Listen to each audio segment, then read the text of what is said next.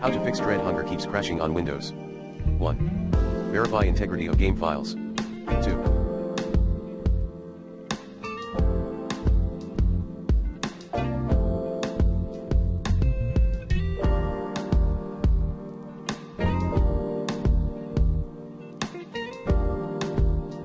Update your graphics driver using the recommended Avast driver updater in this video guide. 3. Install the latest game patch. 4. Disable overlay related settings, from Steam to Discord. 5. Temporarily disable antivirus software. 6.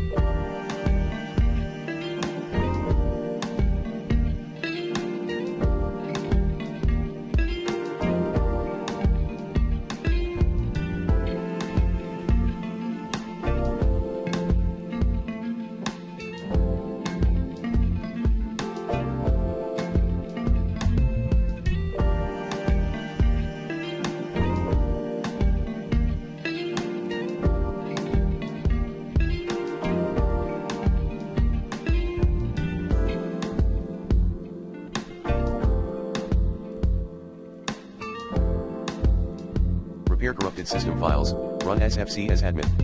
7.